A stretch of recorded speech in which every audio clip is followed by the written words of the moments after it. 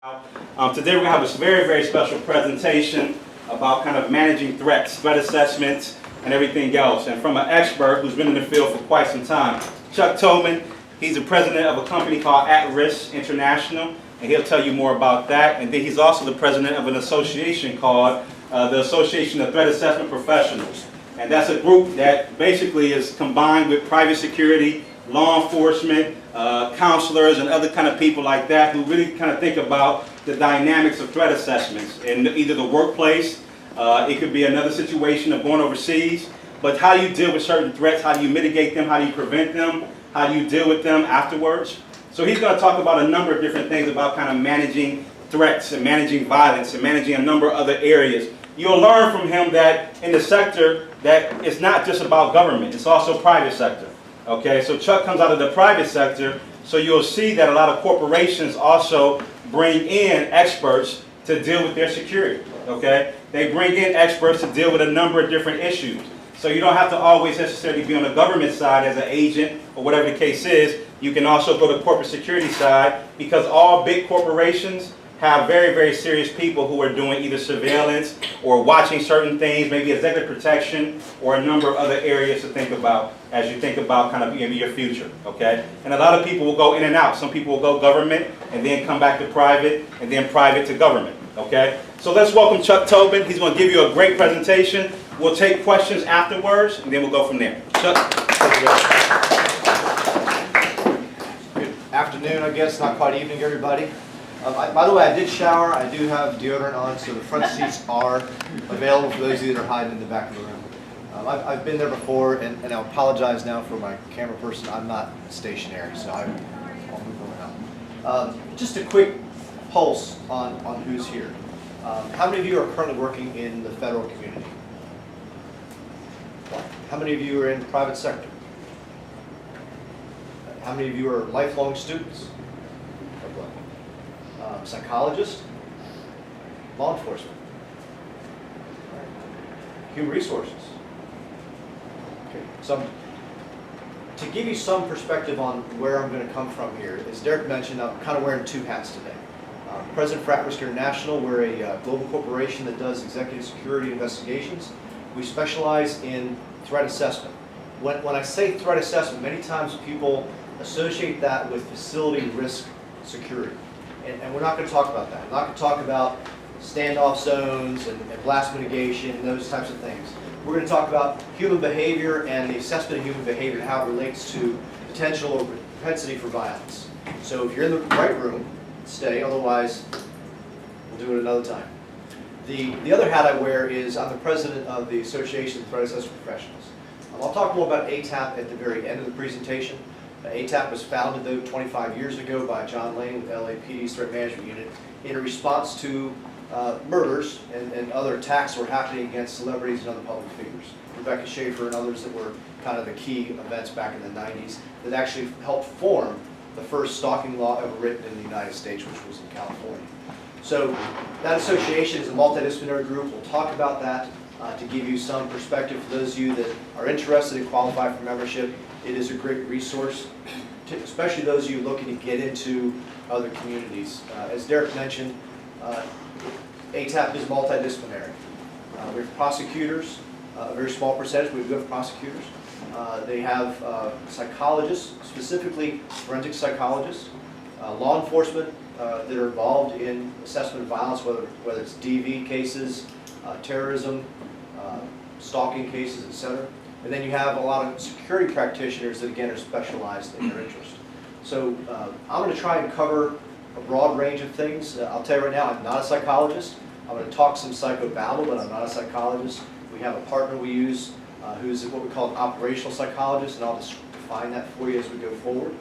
I am a security practitioner. I've spent my whole life in the private sector, from corporations to private entities, to now having this company now for the past 11 years. So if I can point to Carrie and get my slides started here. So here's our first quiz, right? This is a school, so we have to have a test to start off. My people in the back room, can you see the pictures? All right, let's see if you can take a guess. You probably recognize some of these faces, right? I'm guessing we all watch the news, you recognize the faces. Can you tell me if any of these people are not workplace violence or otherwise violent offenders?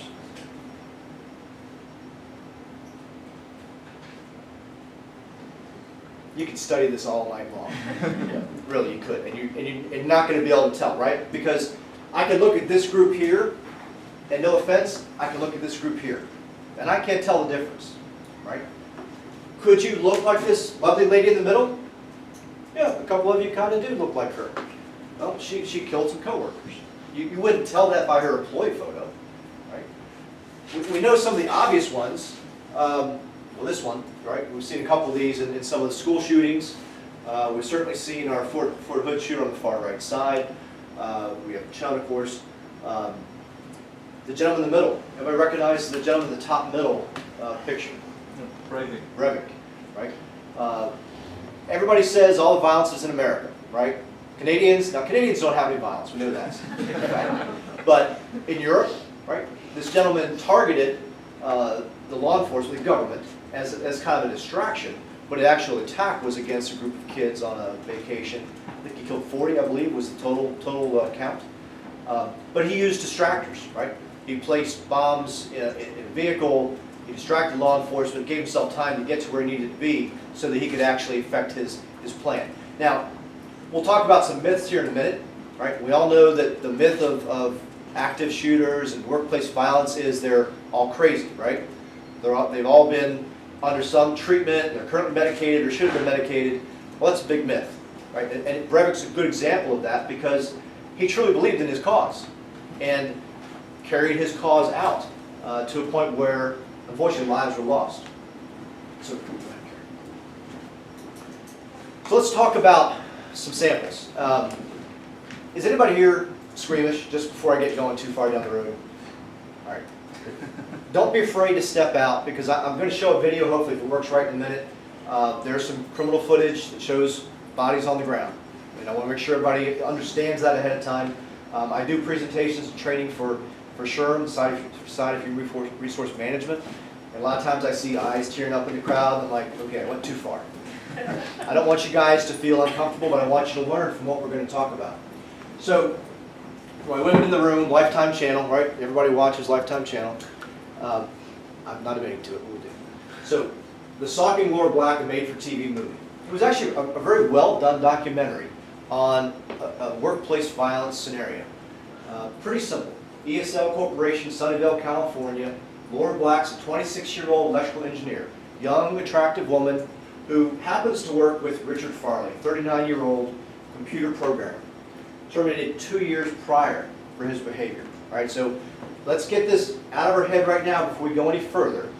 Anybody who tells you there's a 72-hour window of risk from a hostile termination or some other violent offense is blowing smoke up your you-know-what. Right? Offenses have occurred time and time and time again, well beyond that 72-hour window.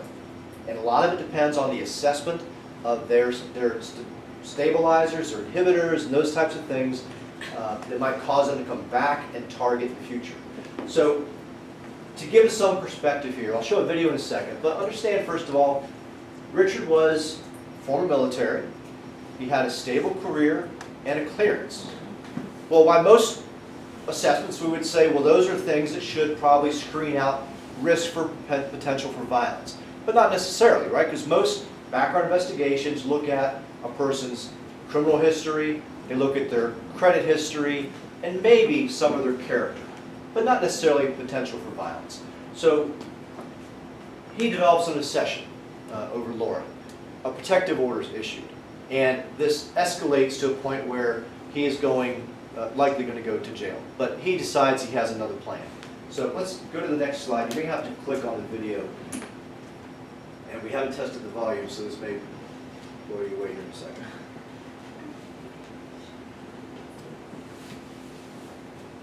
If it doesn't load, I'll load it separately on my laptop at the end. Oh, there you go.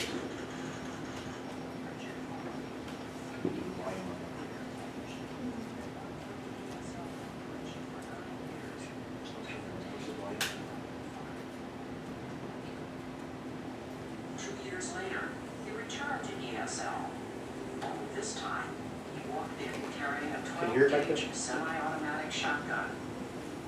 He blasted his way through the front entrance and started up the stairs to the second floor.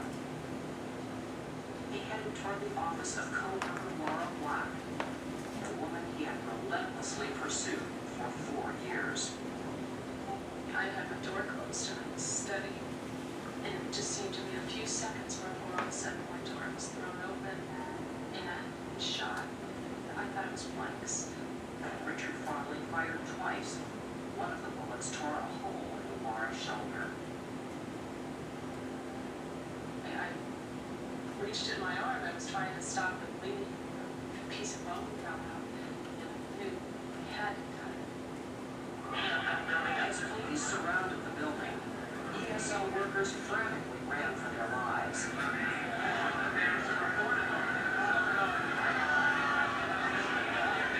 Those who escaped said that Farley had gone berserk and was shooting everybody in sight.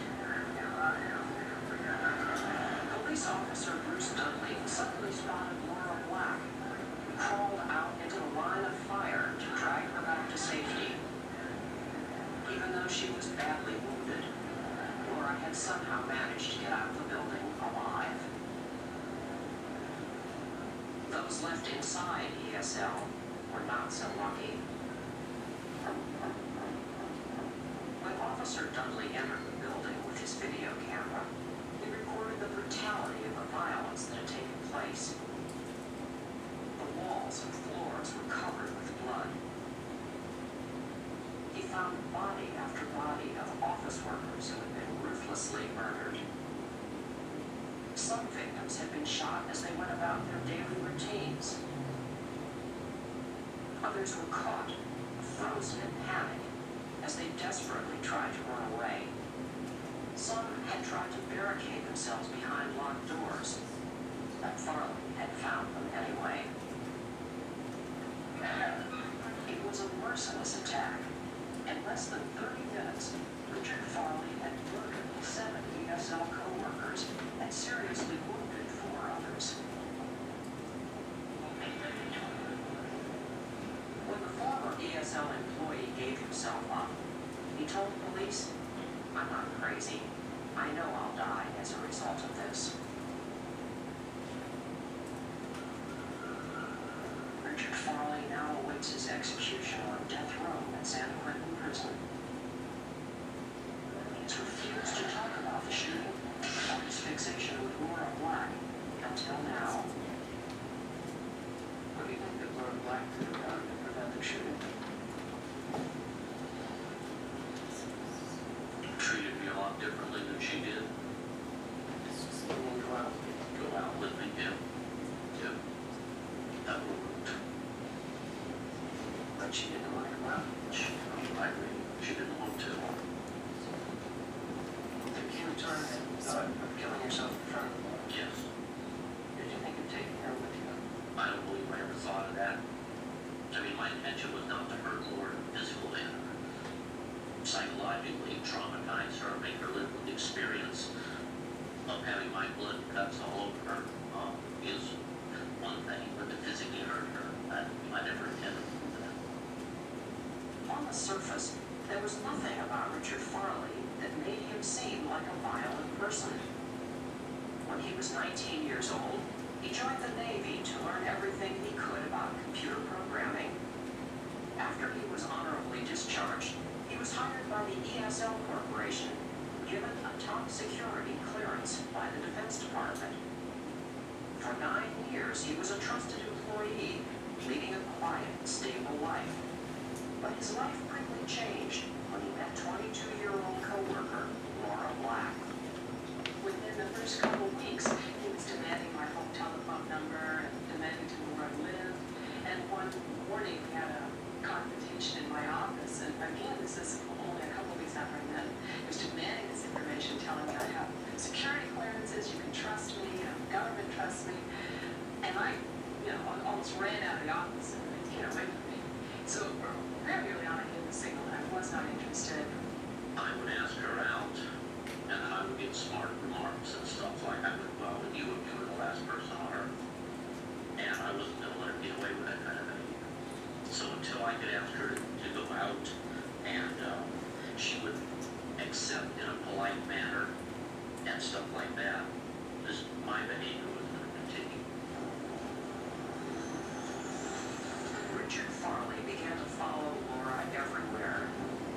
He joined her aerobics class so he could take snapshots of her exercising.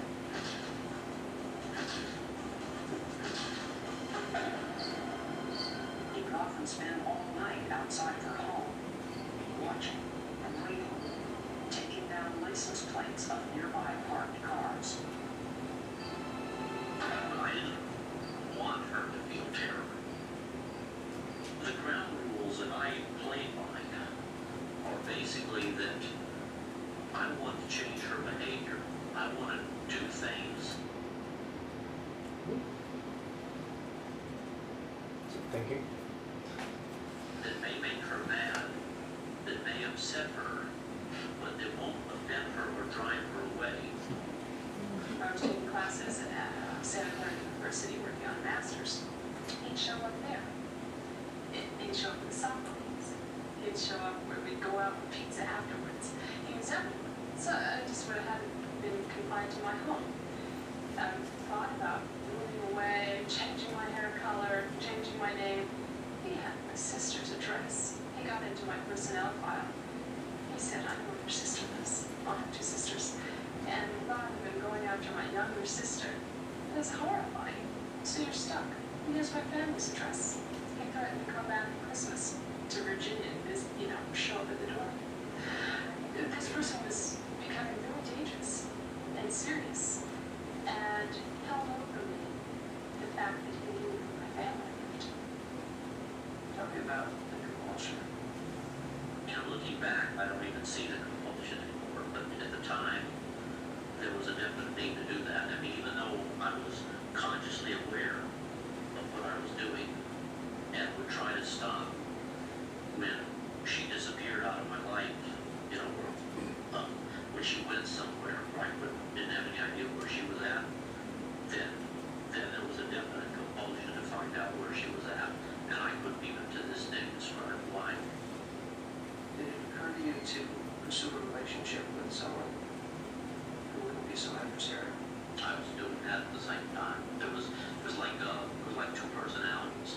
One that dealt with Laura and one that dealt with the rest of the world. And the rest of the world, I met a girl, a little Chinese girl that I found very attractive. We had a lot in common, so I had a girlfriend as well as pursued her. Were you considering marrying your girlfriend? Yes. And that relationship was at the same time that you were pursuing one of mine. Yeah, yes it was. To say what I was with May, we had one relationship, and then when she left, like a whole different person came out. I had a different type of relationship with Laura. Despite his engagement, Farley's fixation with Laura Black continued. After repeated warnings, ESL, believing nothing more could be done to stop the harassment, decided to fire him. You said in one of your letters that once you were fired, Laura would be able to control you anymore. That's right. And how did you move it? That's right. They held the loss of my job over my head as long as I worked there. Once I lost the job, they don't have that anymore. There's nothing that Laura can say, well, if you stop bothering me, then I won't, or then you'll lose your job and you won't be able to do this. And so once I lost my job, they lost the ability to control me or have any control over what I did. Fearing for her life, Laura got a temporary restraining order from the Superior Court of California, which stated that Farley could not telephone, follow, or threaten her. It also warned him to stay at least 300 yards from her home or place of business. But Richard Farley had his own warning for Laura Black. He wrote, I once told you that I will do whatever is necessary to see you. I'm not fully sure how far I'm willing to go. Don't make me find out. There's quotes from the letter, I write my book, I don't know what I'm doing. And given his persistence and the perception that he was just throwing his life away, I took him very seriously. And I felt like this paper document that we were in somehow agreeing in court is absolutely worthless.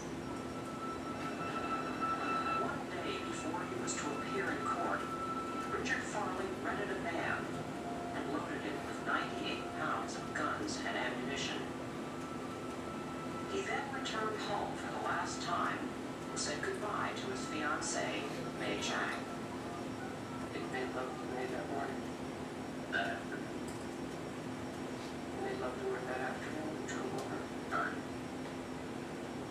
Actually, I don't think I made love to her more as I just used her at that point. She was there, you know, seductive type position, so I just availed myself of her basic. And then got in my vehicle and drove off, you know. I felt hopelessness, and also, this is just something that has to be done. It's a weird feeling. It's, you go along, you can't believe that you're doing this. It's almost like a compulsion, where you're sitting outside, you know, just kind of watching yourself progress towards something that you know is going to happen.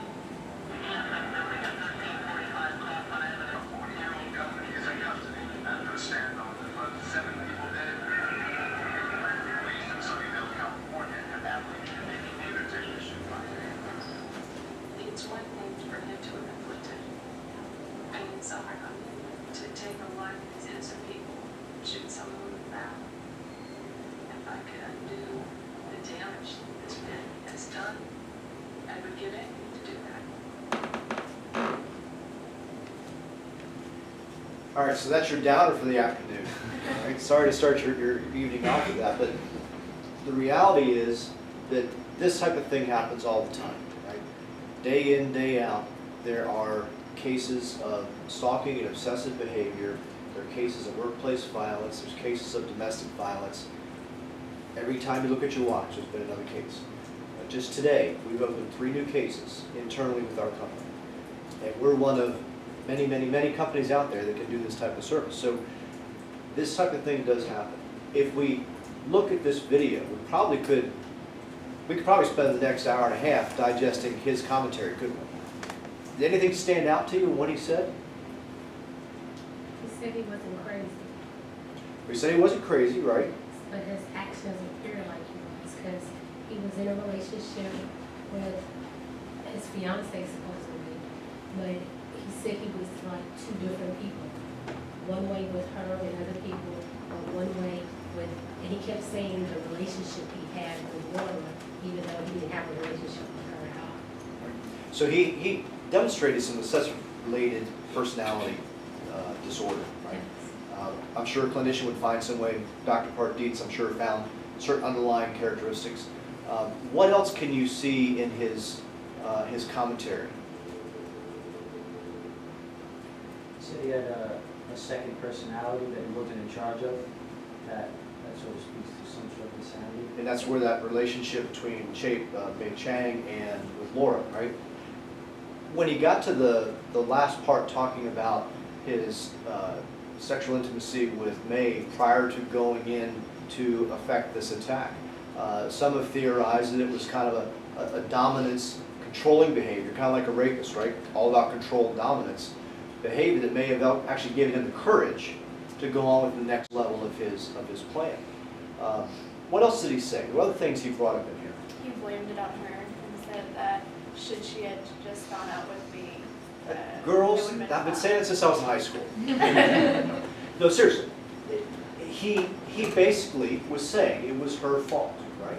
Because she humiliated him, right? Now there's a construct that Dr. Reed Malloy put together that talks about the process from humiliation to shame to rage. And that process that he follows, he almost talks about it himself, right? He felt so humiliated that all she had to do was say yes. Okay, well, she was going to say yes. Maybe she could have been kinder. We don't know exactly what dialogue occurred. But he certainly took personal offense to it and needed perhaps to reestablish his dominance or his position relative to her. And he wasn't going to give up until he was satisfied. What else?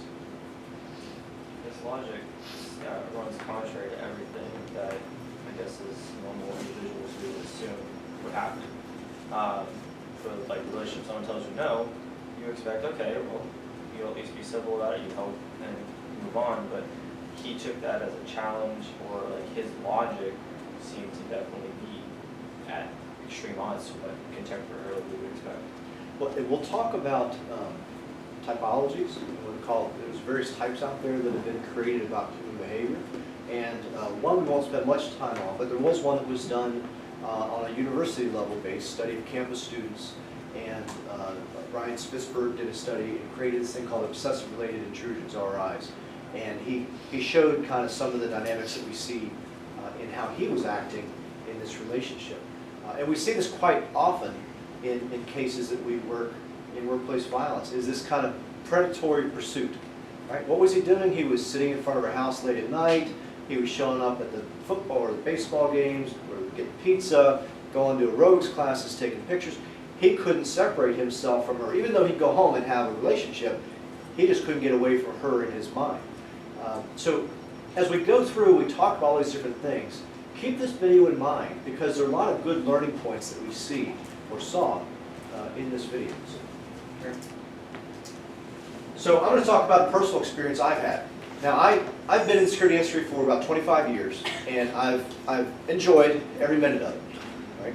Some days, it's always something different, right? That's the unique thing about my job. I never know what next phone call or email is going to come in. But sometimes you have tragedy that leaves a scar. And for me, this was the event that left me with some reminders. At the time, I worked for a company called Vance International. Vance was a bunch of former Secret Service agents that had done a lot of security services in the DC area. I was the managing director for their training and executive protection. I had gone to International Truck and Engine to do training. And the uniform side of Vance had just assumed the contract to provide guards for them. They wanted the training department to go and provide some training on various topics they thought were essential to the company, one of which was workplace violence. So I conducted that class, did my training. Saturday I fly home, or Sunday I flew home, and Tuesday morning, in comes former employee. Now, William had been terminated previously, 2 years ago, for conspiracy to commit embezzlement. Right? Not for offensive violence, for embezzlement. And one of the things that I am reinforcing more and more with investigators. Anybody here do investigations of any sort? Okay, so when you do, if you do go into a career of investigations, I plead that you keep in mind that any investigative matter that could result in a loss for an individual, right? Loss of income, loss of status, humiliation, whatever it be, has some potential for future violence. And in this case, he was convicted of conspiracy. He was scheduled to go to sentencing on Tuesday, February 6th. Instead of going to sentencing, he shows up at International Truck and Engine, which was a campus environment, gated, guards on the exterior, unarmed guards. He then gets to the front, goes to see Latessa Diamond. Now, Latessa is a former Chicago PD officer. She's pretty sharp. She's worked in the projects. I've worked with her for a week in training. Very sharp girl. He comes up, not noticing that he's carrying a golf bag coming into work, and then pulls a gun out, takes her hostage, then pulls out a rifle and forces his way into the building from that point forward. Kills 5 people, tries to shoot Latessa, misses her, she feigns death. He turns to get somebody else and she runs and calls 911. While reloading, people are cowering under the desks and he continues to fire. And eventually takes his own life, which is the reality for most of the cases we encounter, right? We don't have these types of interviews to talk to him about what happened because they conclude the event with their loss of life. For me, this was a significant event for me because I knew those students that we were teaching. Fortunately, none of them lost their lives, but they were there to do a job that they felt they weren't able to do. One of the huge failures that occurred in this case was there was a lack of awareness that he was potentially at risk and lack of a crisis communications strategy. So the media beat them up for 24 hours or more. And that hurt them in the long run. So again, something to keep in mind. These things happen whenever. And you might be the person who is responsible for helping to guide the future prevention of an event, or maybe even be there to help save people when they do occur.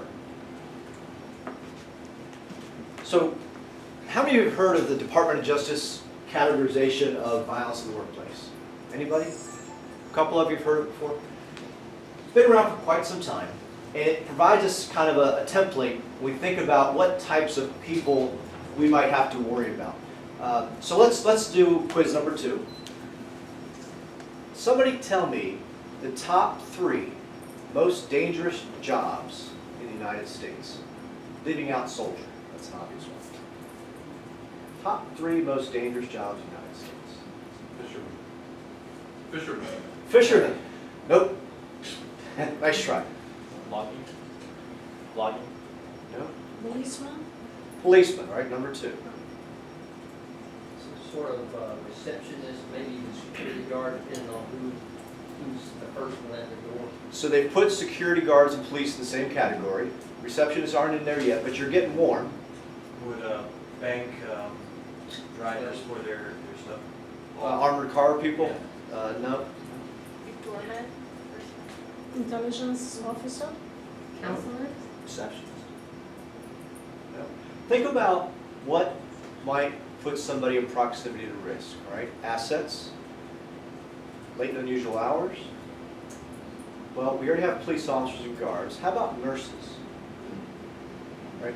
Nurses actually are one of the highest. In fact, at one point they were number 1 on the risk of people most likely to be injured in the workplace. In fact, you may not realize this. Nobody's here from OSHA, right?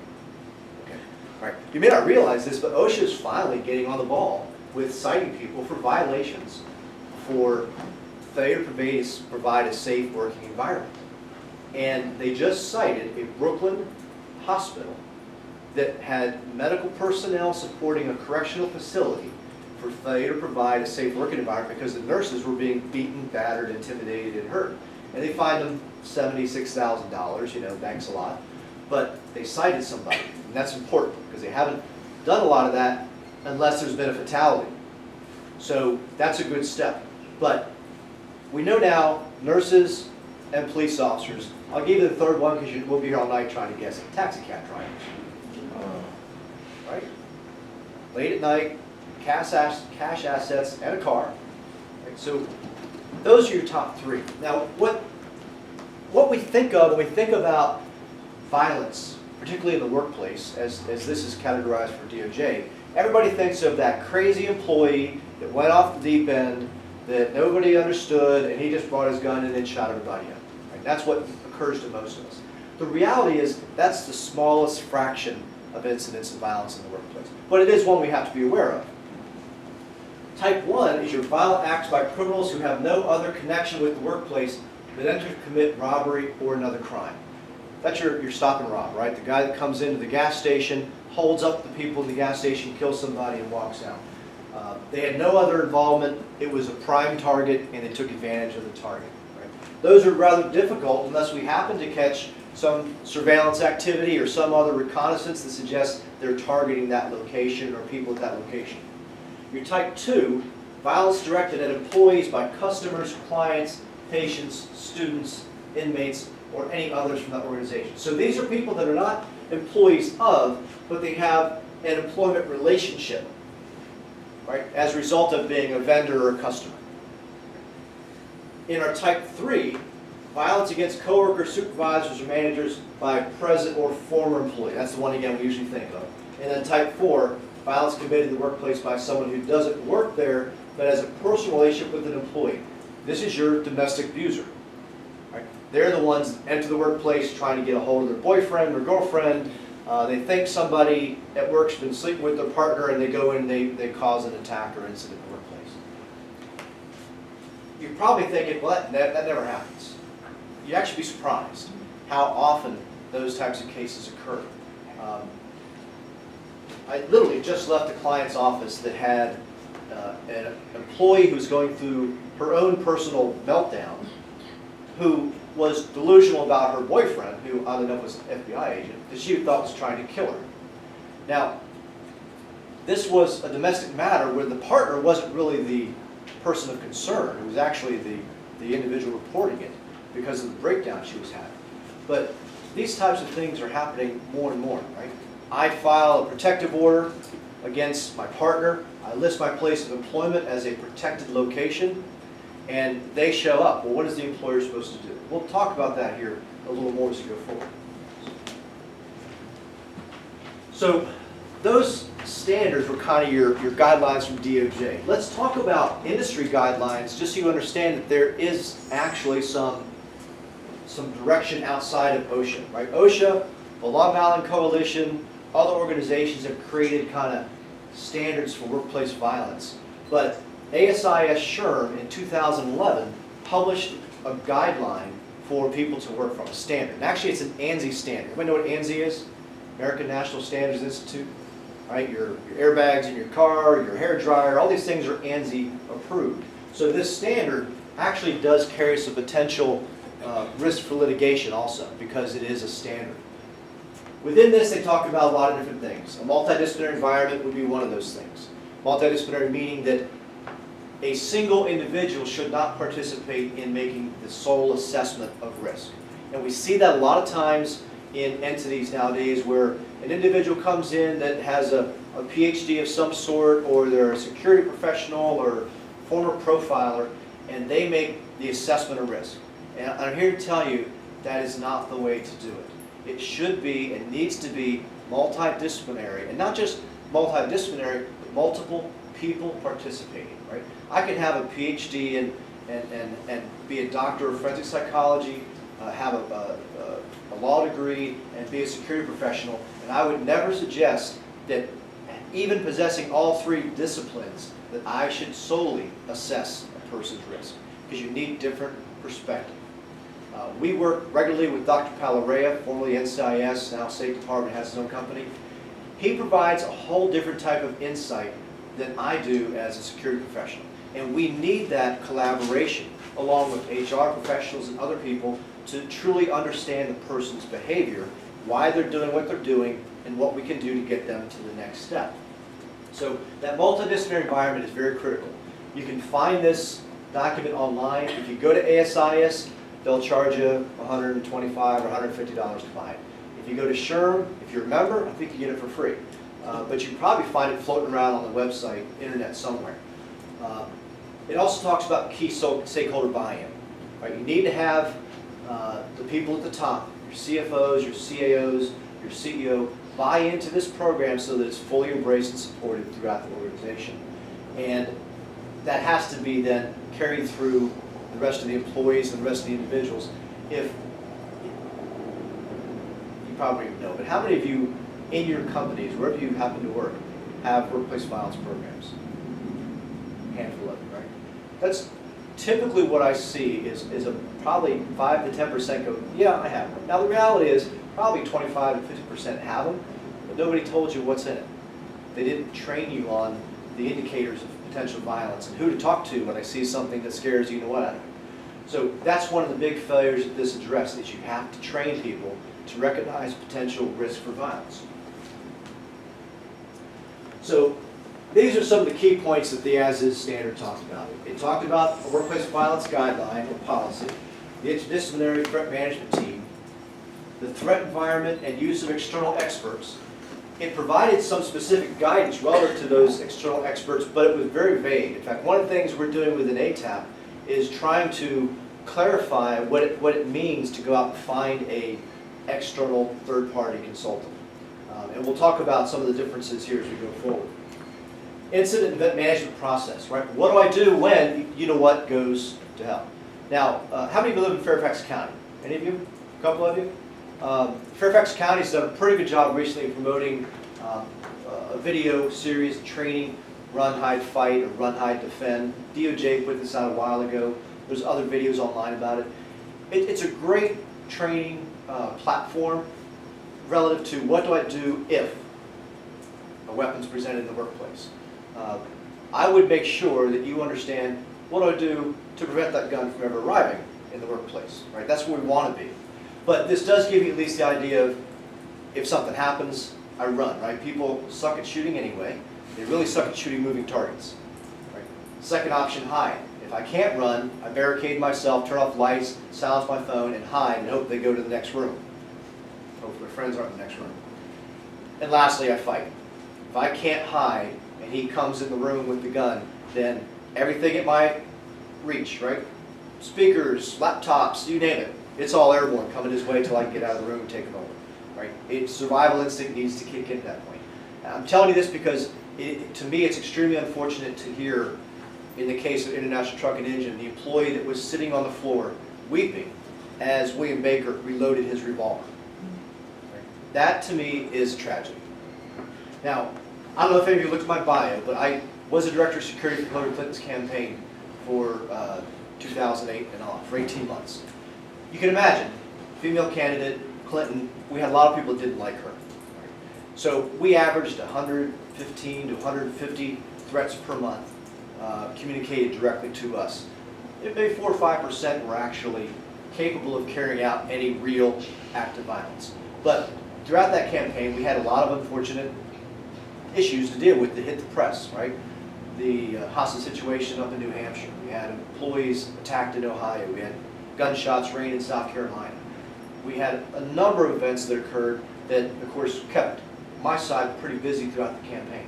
But things that we learned about it, obviously, were that there were people that like to talk about violence and people that actually would commit acts of violence. And we'll try and draw some distinction, too, as we go forward.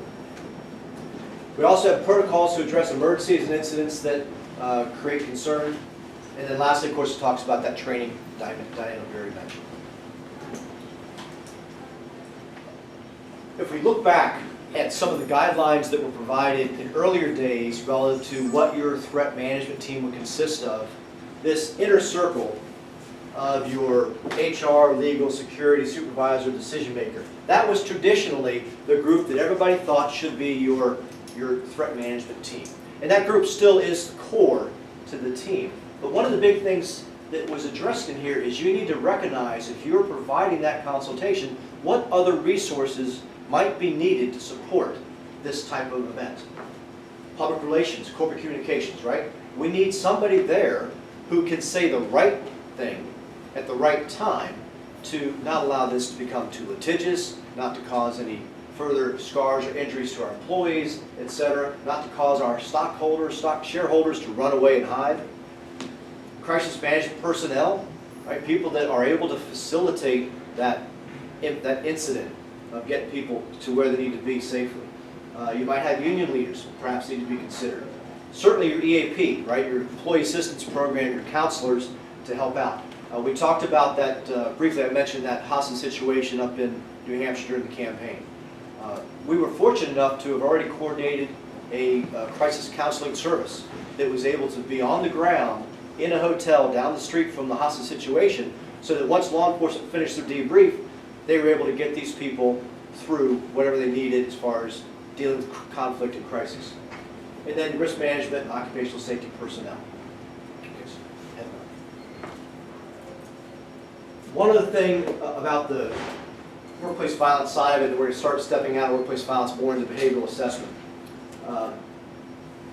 If you have a program or drafting a program, it should include some level of workplace violence policy reporting, because people are going to have domestic incidents outside the workplace. They're going to create conflict for you that you need to make sure you resolve. Demonstrate commitment to the victim of the intimate partner violence and address abusive partners in the workplace. Many times we don't think about that side of it, that the abusive partner actually might be employed by us, and they may be using our resources to commit felonious acts. So you need to also think of from that perspective. So let's talk broadly now about the concept of threat assessment. Now this concept's not new. It's been around for a while, but you're finding it's becoming more and more adopted and understood by organizations. And what we should recognize is that as we go forward in this discussion, that threat assessment isn't just about workplace violence, right? That's where I started, is to give us some context relative to various cases, but it's not just about workplace violence. It's about espionage. It's about school violence, sabotage, insider threats, right? One of those key words you see thrown out nowadays.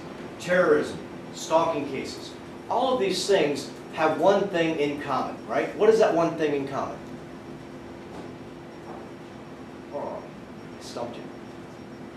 It's hard to read some of it. It's kind of blurry. Yeah, it is a little blurry. And that could be just our... There we go. Look at that. You guys all thought you needed corrective lenses. So, what does all this have in common? People. There you go. People. The one common factor, human behavior. So, if we take time to understand and learn human behavior, then we might be better at understanding potential for violence. Now, if you look at the Fort Hood report that was done post-event, and unfortunately, I know some of the people, Detective Dunn and I'm drawing a blank on her name right now, the girl from NCIS. A lot of very qualified people participated in the drafting of that report. They were left, unfortunately, with a title that said preventing or predicting acts of violence, right? And take that word out of your dictionary right now. We're not going to even try to suggest that through behavioral assessment we can predict future violence, right? Now we can recognize the warning signs, the potential risks that may represent somebody has the potential to cause violence, and we'll develop a strategy to manage them away from violence, but nothing's 100%. There's always going to be that event that triggers somebody we didn't know was coming, something else that could occur in between periods of assessment. So understand early on that threat assessment is about people, it's about recognizing these potentials, but not necessarily predicting. So let's talk about some myths. First of all, people are dangerous or not dangerous. Right? Violence is a continuum. I've always been violent, and I'll just be more violent as I get older. Is that true? No, right? There are people we've seen that have committed acts of violence that people would say, well, he was a nice guy. He never really did anything abnormal, and maybe didn't have a history of violent criminal behavior in the past. People snap, right? That's the one that everybody loves, going postal, right? That whole term from the 80s and 90s. Again, attacks are thought about and planned over time. There are some events, of course, that occur where somebody spontaneously responds to a negative event that happened to them and they retaliate using excessive level of force. But in most cases, there is a process they go through to what we call a pathway to violence to get them to that next step. Violent people strike without warning, verbal and behavioral signs observed by others without reporting to the authorities. This is probably one of the biggest things where failures occur, whether it's the workplace or in other sectors. The lack of a communication portal for people to express concern, whether it's you're at work and I hear somebody next to me saying things that are kind of creepy or kind of scary, what do I do with it? Well, I don't want to tell anybody because I'm going to be embarrassed, or I don't know who to call about it, so I don't tell anybody. And many times we find that other employees were aware of potential problems. In fact, we're doing a case right now in North Carolina, and the gentleman's phrase was to his coworker, "I have a gun and I know how to use it." Right? Not a real smart thing to say in today's environment, but that was his. This is a professional environment, a suit and tie environment, and of course the immediate response by human resources and the corporation is, "Oh my God, this guy's crazy. He's going to start shooting everybody now." We start doing interviews and realize he's been saying this for months, and there's about 6 other people who've heard the same phrase. But they didn't know who to talk to. They didn't think it was anything significant or any problem. Now, we are finding, unfortunately, there is an escalation in severity and frequency of his communicated threats and other slippage in his life that's causing him to be perhaps a greater risk.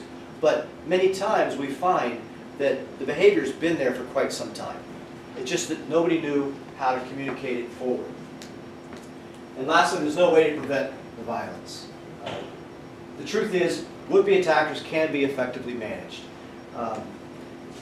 I joke with my HR peers all the time because usually what happens to a security professional is they get a phone call about 9 a.m.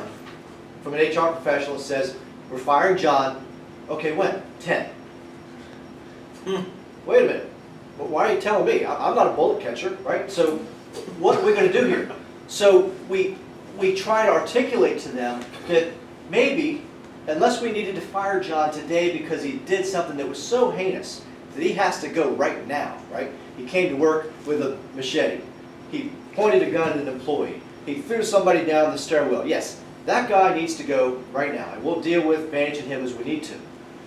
But if he's been a bad employee and he's made some communicated threats, can we slow down the process enough to take the time to understand him and his triggers and the assessment? Think about what Laura said early on.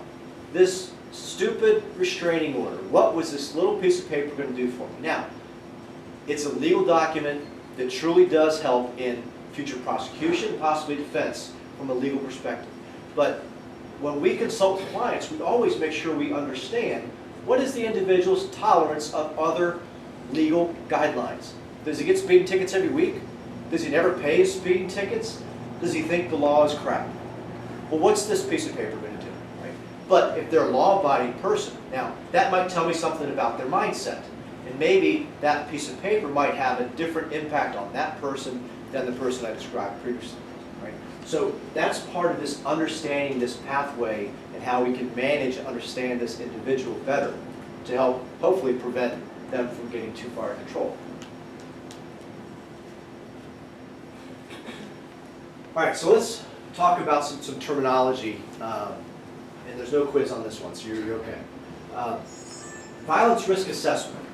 The term traditionally came out of clinicians that support the courtroom environment to help people understand whether or not somebody had a future risk of violence if they were put on parole, right? Or if they were incarcerated for a longer term. That's initially where that term came out of. And we find it sometimes gets tossed between various standards of terminology.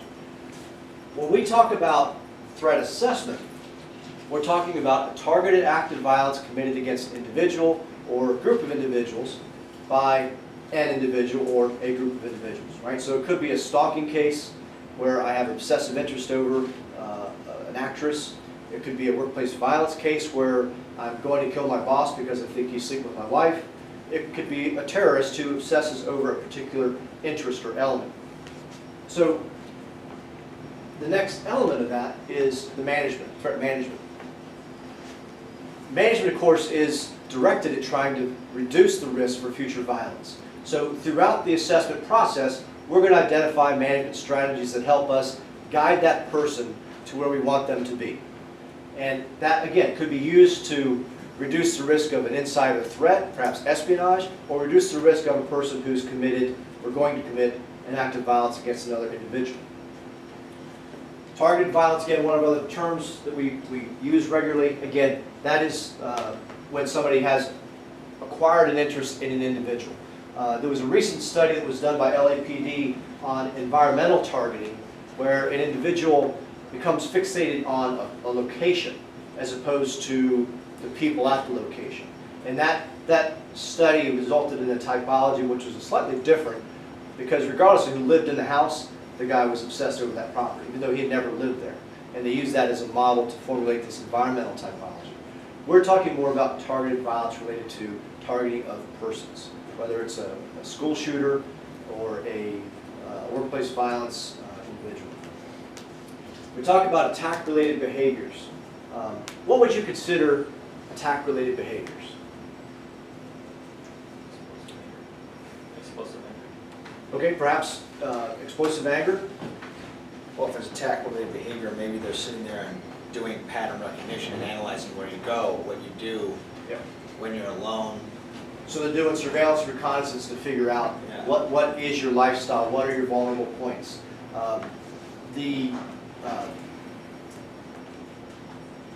The case with Rebecca Schaefer, right, was that, many of you are too young for that, some of you have the same hair color or thinning areas that I have. So you might remember Rebecca Schaefer from the 90s. She was an actress. She was in My Sister Sam, was a TV show back then. She starred in the movie Taxi. In My Sister Sam, she was a very sweet young girl, you know, high school, college age. In Taxi Cab, she was a prostitute. Well, Bardo had this fascination with her and their relationship. Now, he lived in Arizona and she lived in LA, and they had never met, except she had sent him an autographed picture at some point. He developed this fascination over her. And over the course of trying to get to her, he did exactly what you referenced. He goes to the studios. He talks to security to try and get in the gate. They're not going to let him in. He is highly intelligent, and he starts to try and find his ways to get on the property, using other points of entry to look for vulnerabilities. Can't find any of them. Eventually, hires a private investigator who gets her home address for him, goes to her house, initially tries to talk to her. That didn't turn out quite so well. Knocks on the door again, this time with a gun, and he shoots and kills her. Right, now that, of course, resulted in a lot of legal changes, right? PIs limiting access to information, understanding of some of these guidelines, and, of course, standards that help clear up the idea of what stalking really was. But that was one of those attack-related behaviors that many times are ignored. We do a lot of protective intelligence work for clients. And you might have an executive perhaps who thinks, well, yeah, maybe there's some people who don't like me because of the politics of our organization or what we might do, but nobody's really going to target me. But in the big picture, what you find is between social media and sending letters and dropping packages and driving by the house, that person may have already begun a process of targeting, right, through surveillance and collection of information. What are some other attack-related behaviors? Stockpile weapons. Okay, so maybe preparation, right? That doomsday plan, so that they can actually use something to prepare for their attack. Threatening language or direct threats. That certainly would contribute. Maybe not necessarily one of the behaviors that would be attack related, but it's certainly increasing the risk that they are interested or communicating thoughts of violence. How about final act behaviors, right? Going to get your will done, going to the church to do last confession, wherever it might be, right? They're closing out the book. Giving away all the prized possessions. Giving away all the possessions.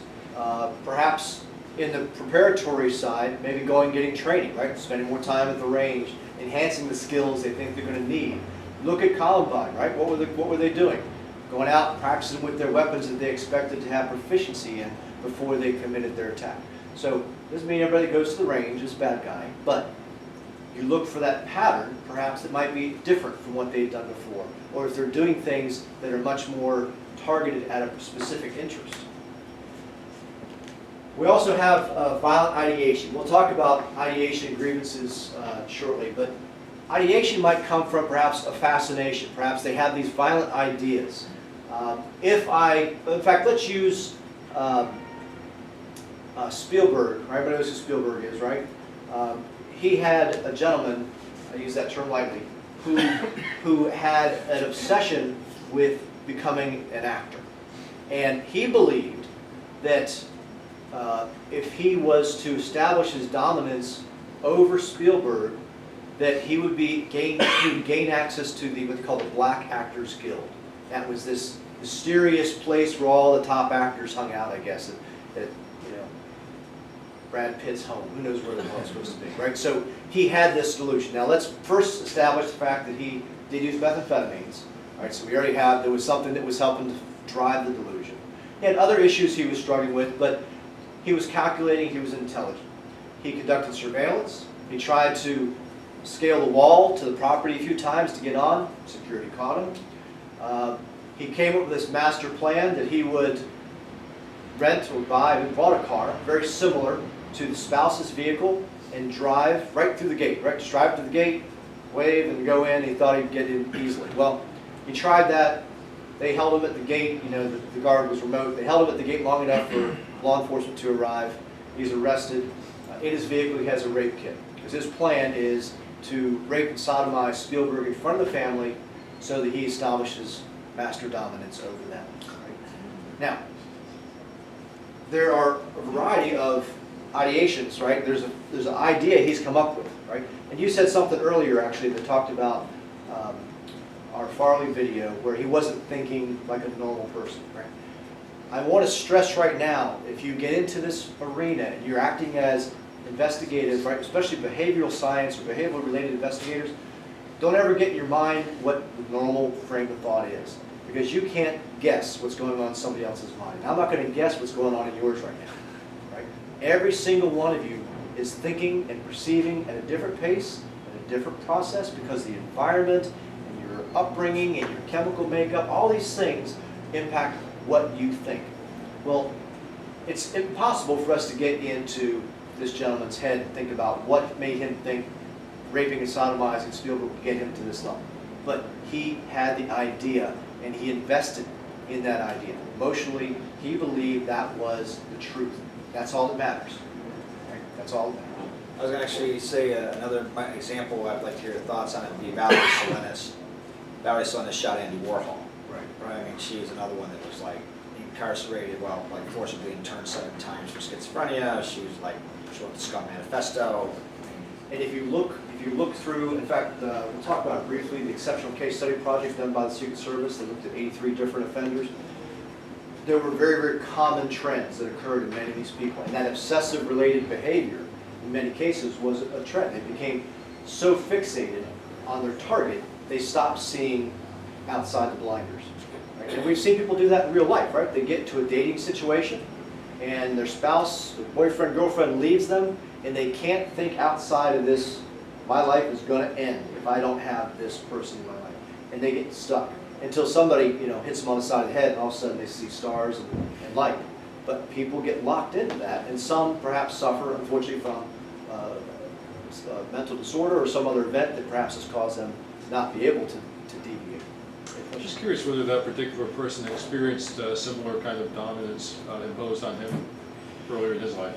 I don't know, and that is one of the theories about what type of upbringing. Of course, many times when the psychologists are doing this structured professional judgment, they look at history of the parenting to see if there was some other dominant behavior. I can tell you that he was an avid bodybuilder, and aside from using steroids also, he was depicted by his mates in the gym as being very controlling and very dominant in his personality. So there were probably some underlying traits that were there. So stalking, again, everybody knows what stalking is, right? I don't need to define that. You'd be surprised how liberally some jurisdictions define stalking. One of the big challenges we have in this region even is that stalking is looked at as a complex crime, and most police officers will charge harassment because it's easy, it's documented, they know how to work with it, prosecutors know how to work with it, whereas stalking requires multiple incidents of unwanted pursuit behavior that puts somebody in fear. Right? And each of those elements needs to be present, has to be multiple events, which could be 2 or 3, but it has to be more than a single phone call or a single harassing event that puts them in fear. You can go to Montgomery County or Fairfax County, Virginia, wherever you go, they have laws relative to stalking, but the number of convictions that occur is actually pretty slim, which is unfortunate. Predatory violence, we've been talking about that, so we know violence that is particularly directed at an individual because of an obsessive interest or some other behavior. We'll talk about inhibitors of intimacy here shortly, so let's go on to the next one here. This comes from the Exceptional Case Study Project, which again was 1998. If you haven't looked at it, it's worth reading. You can just type it on the internet, it'll pop right up on the Secret Service website. Fine Voskuil and Holt had prepared this in 95. The initial documentation was put out in 98 was when the report was released. 3 key items. Targeted violence is a result of an understandable and often discernible process of thinking and behavior. Very few incidents that they studied were actually spontaneous acts of violence. Violence stems from an interaction between the potential attacker, past stressful events, and a current situation and the target. And those factors all contributed to that person's potential for risk. And then lastly, the subject will display attack-related behaviors that move along a continuum of idea to action, including thinking, planning, and logistical preparation. Right? All of these things help contribute to that person's potential risk of future violence. In addition to that, they talked about concepts of making versus posing a threat. And this is something that came from their study, but Dr. Gellis, Farley, and many others that I've worked with in the past have all utilized this in helping understand an individual. The first part here is those that make threats but do not pose a threat. Right? We see that all the time. In fact, sometimes you can even categorize threats into subcategories, right? Maybe expressive threats might fall in this category. When you go to the gas pump, right? Especially here in DC, you see the gas is $4.25 a gallon. I'm probably going to go, God damn oil! I'm going to kill the next oil guy I see. Well, am I really going to kill anybody? No. Am I upset? Sure. But I'm going to move on, and that's the end of this conflict. But you're going to have people that are expressive. You also have those that make threats who ultimately pose threats, and those who pose threats who never make a threat. And those are the ones I'm the most scared of, right? The ones that don't communicate, they stalk very quietly, they prepare, and they commit an offense. The good news is, though, that most offenders have in some way expressed. We even look at Hinckley, right? Everybody knows about the whole Hinckley scenario, right? Do we know that he communicated with his father? That he had expressed some interest in this relationship with Jody to his father, and his father said, basically, "Are you crazy, boy? What do you know?" And basically tried to, put it back into reality. In many cases, they've seen the same type of outreach where they've communicated somewhere. Well, looking at these older cases in the 80s and 90s, the communication platform was really limited to that dynamic between their social circle. Right? Well, what is their social circle now for many people? Internet, right? Blogging, social media. They have places to go and they express.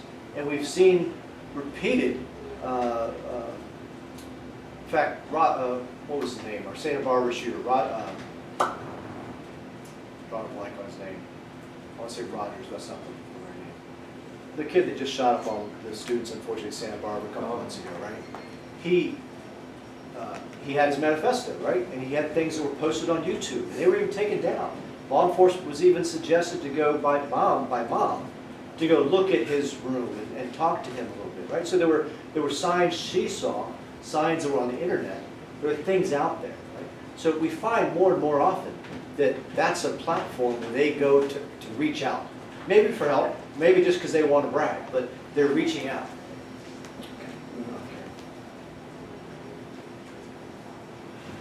This came from the MacArthur study, Mental Disorder and Violence in 2001, but I thought the quote of this was valuable. It doesn't directly apply to perhaps our community that we're thinking of from non-committed offenders, just a public offender, but it still was valuable. Propensity for violence is a result of the accumulation of risk factors, no one of which is either necessary or sufficient for a person to behave aggressively towards others. People will be violent by virtue of the presence or absence of different sets of risk factors. There is no single path in a person's life that leads to an act of violence. And I wanted to put that out there because we see a lot of times people looking for a checklist. Right? Where's my McDonald's Happy Meal checklist that I can make sure I know if you're a risk for violence? It doesn't exist, right? We understand that there are risk factors, there are inhibitors, and there are stabilizers that we might look for in an individual. But there's no way to say because a guy owns a gun or because they've made a threat that they are potentially a risk. Right? There are a lot of other things we need to put together to assess them, their lifestyle, their characteristics, their interaction with other people, their mental status, their abuse of alcohol, where it might be. A lot of factors that go into looking into how they're going to manage their relationships with others. So that gets us to talking about some of the concepts. Now we've got 40 minutes. This would take 3 hours to go through all these. So I'm not going to keep you through your next class or past your dinner time. So we're going to comb through some of these kind of quickly. One of the big ones that came out was a zonotypology. Now I'm going to say up front, Typologies are great to help you get orientation, to understand, get perspective on assessment of human behavior. At some point, they will just help you get a different perspective, but you don't want to rely on typologies to totally understand or classify people, right? At some point, somebody's going to fall outside of the bucket. But it will help us get perspective. So in Zona, this was Dr. Palarea, Lane, I know the two others I'm forgetting, that participated in drafting this typology. So you have simple obsessional, love obsessional, and erotomatic individuals. Right? So our simple obsessional is the dating relationship we talked about earlier. Right? We have a relationship, perhaps intimate, and as a result, the intimacy develops into a behavior perhaps that's unwanted by one of the partners. These are typically the more long-lasting and many times the most violent. These are the ones we never hear about. Right? This is Bob and Jane down the street that have a marriage that falls apart. Bob has an affair. Jane decides to kill her husband. Whatever it might be. Right? Simple obsessional. The rejected individual can't move away from their obsession. In the love obsessional, they talked more about a typology where there was an existing relationship, but not one that was intimate or personal in any way, perhaps. A doctor and a patient, a priest and parishioner, right? I was saved from cancer, and I now have this this heart strength, love now for my doctor because they saved my life, and they begin to get obsessed with that individual. Psychiatrists many times, unfortunately, become the victims to this. In fact, there was a recent study in the Journal of Threat Assessment and Management about the victimization of psychologists. And because they have to be able to interact with their patients at a level to be able to be emotionally connected, to be able to understand them. And sometimes that connection is misinterpreted and results in an obsession. The last one Zona talked about was erotomania. And this is my Jodie Foster. This is my Olivia Newton-John, for those who know who she is, right?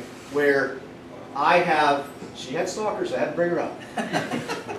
These are the people who have stalkers or people with unwanted interest.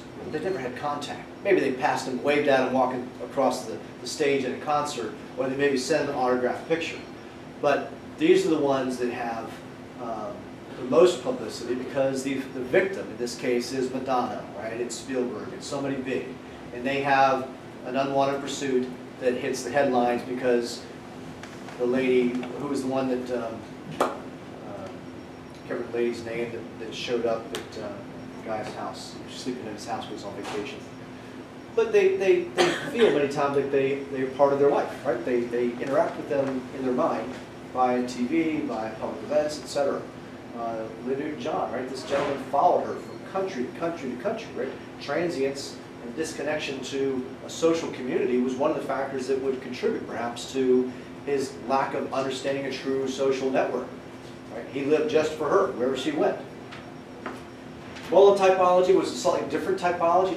It related more towards the behavior. So if I was victimized and I needed to reestablish myself via a humiliation, right? So I was humiliated, so I have to reestablish my position. So it used a different basis for that typology.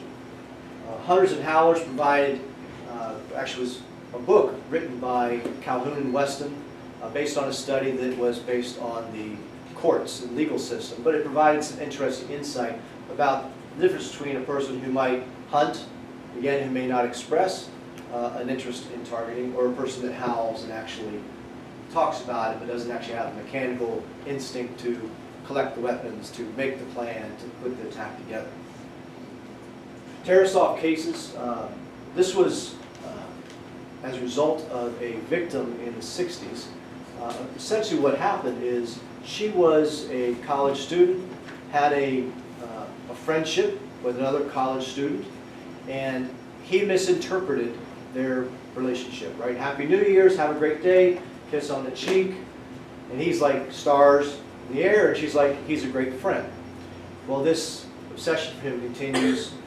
It becomes obsessive at one point where he actually, they have a point where they separate physically and stop communicating, but he goes into future therapy, talks to a doctor about some of the problems that he's having, expresses his desire perhaps to get closer to her, and at this point hurt her perhaps to again control, and the doctor doesn't communicate this.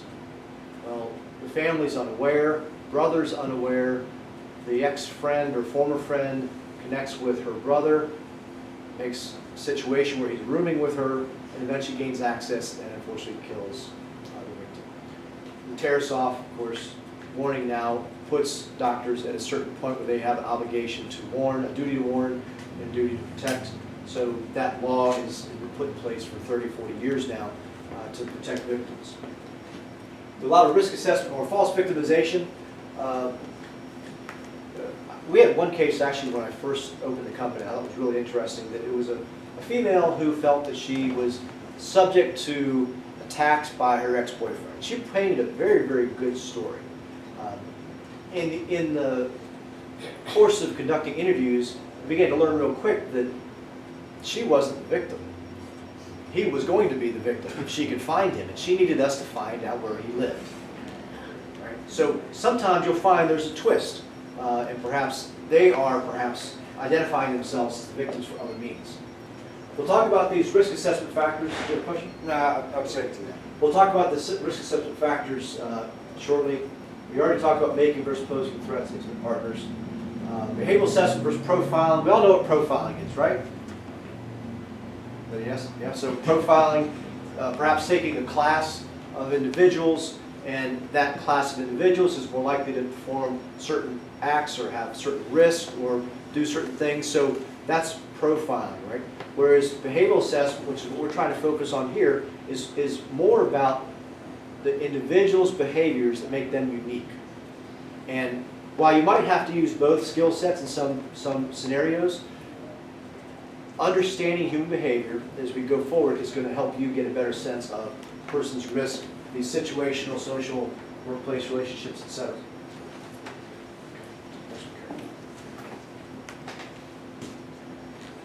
So I mentioned this earlier, the pathway to violence. For those of you that take our investigation school, you might hear the phrase GIPI. Right? That's where this comes from. People use an acronym to remember things. So grievance, ideation, planning, preparation, implementation. The first thing that has to happen in this person's mind is they have to establish a grievance. Now, as I said before, make sure we understand early on, the grievance doesn't have to be real, right? It has to be real to them. It doesn't have to be real to everybody else. So, using a scenario, we have a small business, 50 employees or less. Domestic partners, husband and wife, are going through a divorce. The wife has expressed some of her concerns about their relationship to her coworkers, who have provided advice on, here's a good attorney, this is what you should do. Things that friends at work might do that are close, that are somewhat intimate, so to speak. I don't mean intimate in a sexual way, intimate in a personal way.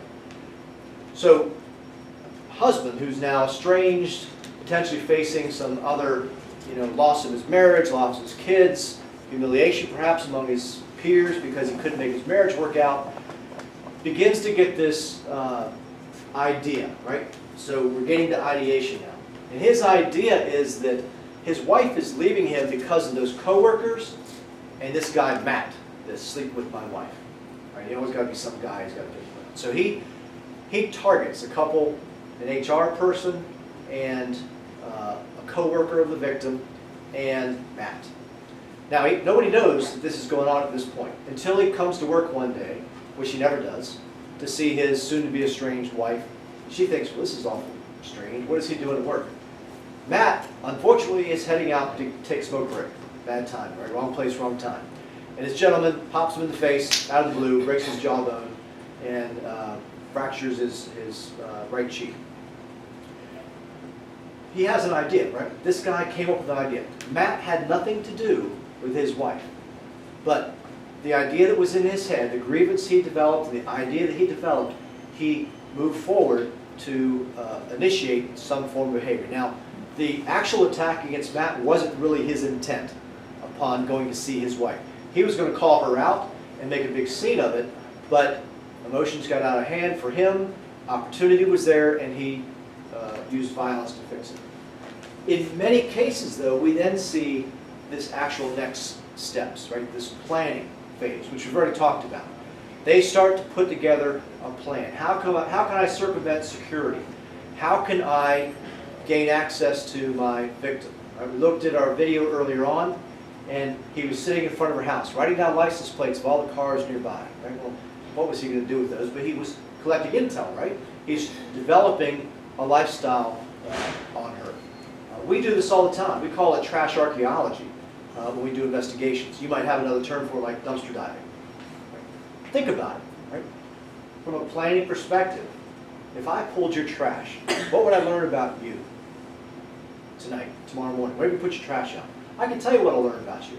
I'll know where you buy your groceries from on a regular basis. I might even pick out that you do your shopping on Sunday night. Not the best night to go grocery shopping.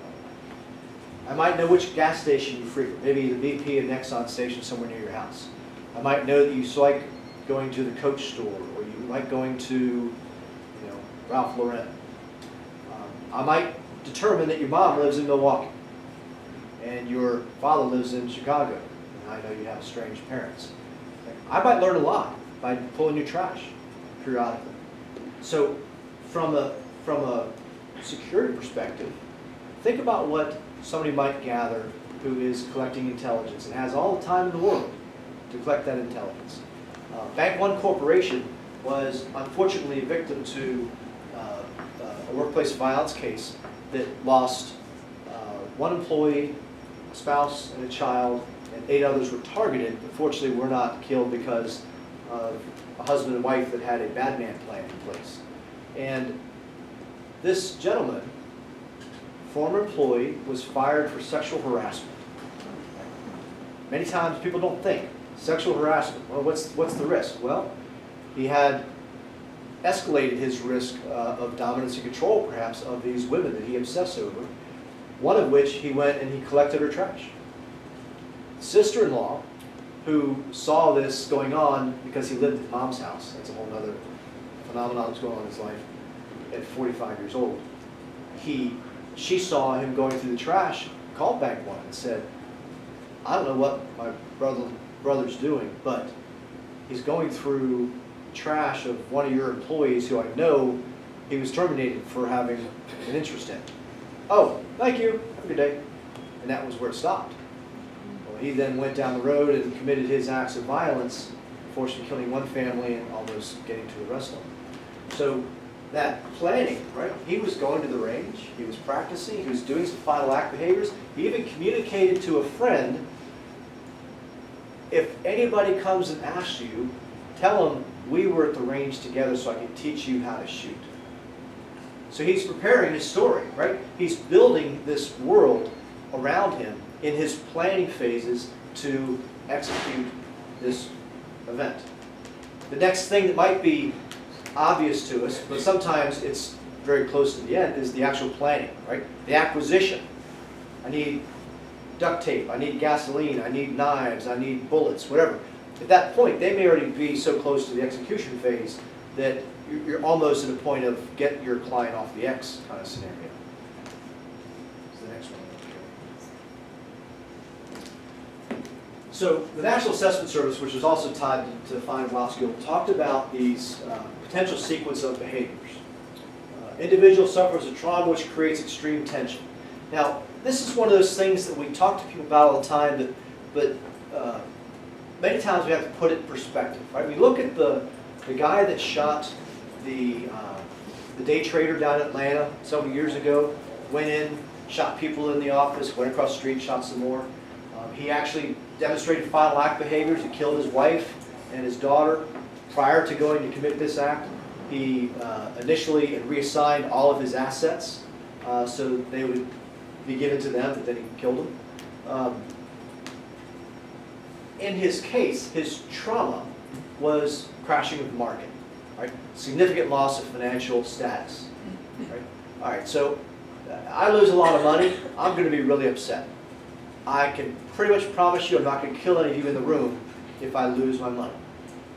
But everybody takes and receives trauma differently, right?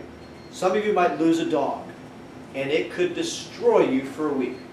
Some of you might lose a dog and grab the shovel and bury it and walk away. Trauma is individualized, and you have to understand that to do assessment. You look for things that could occur that they could perceive as having been traumatic in their life. Abuse by their father or mother, right? Sexual abuse. Some other abuse that might have occurred in their life. Loss of financial status, humiliation, rejection by another individual, whatever it might be. They then perceive that problem as essentially unsolvable, right? I talked about the blinders earlier. They get to a point where they stop looking left and right, and they only look straight ahead. And at that point, they can't deviate without somebody correcting them from this pathway towards violence. And then they become, or maybe previously had some level of narcissism in place, right? They project all responsibility on this specific event. It's all about me, it's all about this thing, and they can't perhaps see that maybe it's somebody else or maybe it's other things. And they begin to get too isolated. So as we look at these individuals, we start to think about what is necessary for us to assess. We look at, obviously, the subject. Right? We want to know that person. And I can tell you from dealing with a lot of corporations, their first thought is, okay, let's look at the individual, run a background check on him. No, hold on. All right, so what are we going to learn? Did he commit a crime? Okay, that might help. Not necessarily. Right? Just because they committed a crime in the past doesn't mean that they are likely to commit violence in the future. Now, there might be certain things that might tell us something about their lifestyle or respect for law. But perhaps if we can find out if they have any history of violence that might not be recorded.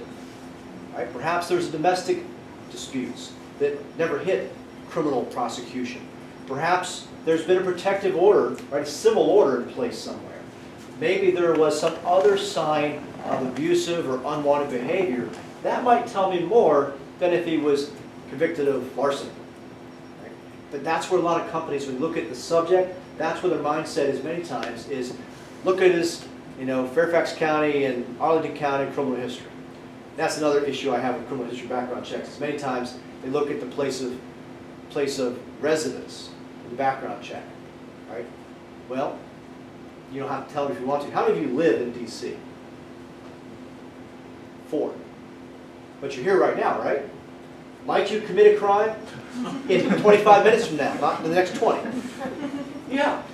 But many pre-employment or other backgrounds people would do on this subject, they do on the place of residence. Not thinking that the jurisdiction, in fact, state, so to speak, district between a state, is totally different. So when we think about subject, we have to look at the lifestyle of that subject. Right? What are they saying on social media? What does their social network look like? Do they have friends? How do they interact with those friends? How do they relate to other inanimate objects? Do they like to throw the dog out the window? Do they break the lamps? Do they slash people's tires? What is their lifestyle like? Are they affiliated or fascinated with other interests? Right? Maybe they like the trench coat mafia kind of thing, the Columbine obsession. Perhaps they have an interest in neo-Nazism. Right? Maybe they have some other fascination with assassins or other people that maybe have been of interest to them. How many of you looked at the report for Virginia Tech? Anybody? You saw in the media at least, right? Did you ever see a picture of Cho, now Asian face, with a hammer? It looked like this. I could pull 3 other events that have occurred where people mirrored that type of pose. Right? Some with masks, some without masks, all conveying a very similar message, hammer, posed in a crouching thing, like an attacking kind of animal instinctive presentation. A lot of that was learned. Right?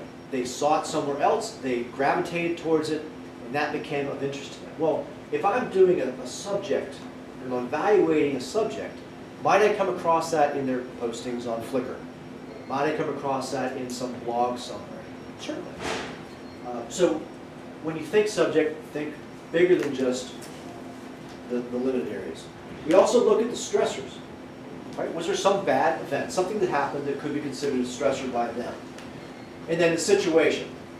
Subject has little or no support to prevent resorting to violence, right? Because they don't have a social network to reach out to express to tell their friend, well, I'm going to go kill Jane tonight because she wouldn't show up for, what?